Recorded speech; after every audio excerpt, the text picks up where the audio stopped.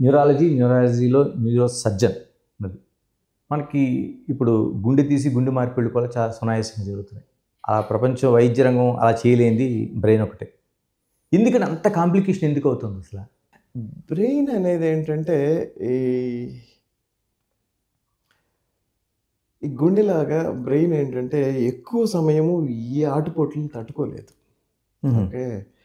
So, ఇప్పుడు హార్ట్‌లో blocks వచ్చినా, కొంత టైం తీసుకొని దాన్ని బ్లాక్ క్లియర్ చేసినా గానీ, హార్ట్ కొంత రికవర్ అయ్యేదానికి ఛాన్స్ ఉంటది. ఓకే.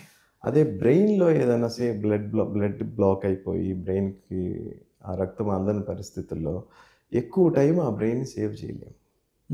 ఓకే. సో, ఆ బ్రెయిన్‌ని సేవ్ చేయాలంటే ఇమ్మీడియేట్‌గా వితిన్ 3 అవర్సో, 4 అవర్స్ లోపే మనం దాన్ని ఏదన్నా చేసి ఆ బ్లాక్‌ని రిలీవ్ చేయగలిగితే బ్రెయిన్ కొంత రికవర్ అయ్యేదానికి ఛాన్స్ ఉంటది. So, brain is such a very sensitive organ. ఆహ్, సో, అందుకని ఏంటంటే ఈ బ్రెయిన్ మనకి టైం ఇవ్వదు. బ్రెయిన్ ఏ ఒక హెడ్ ఇంజ్రీ అయిన తర్వాత కొంత బ్రెయిన్‌లో ప్రెషర్ పెరిగినప్పుడు ఎంత తొందరగా దాన్ని ఆ ప్రెషర్ రిలీవ్ చేస్తే అంత ఛాన్సెస్ ఉంటాయి. అదే టైం గడిచే కొద్దీ ఆ బ్రెయిన్‌ని రికవర్ చేయలేము. అట్లాగే స్ట్రోక్స్ వచ్చినప్పుడు కూడా అదే పద్ధతి. అందుకనే బ్రెయిన్ డిసీజెస్ నీ యాక్షన్ చాలా క్విక్‌గా ఉండాలి.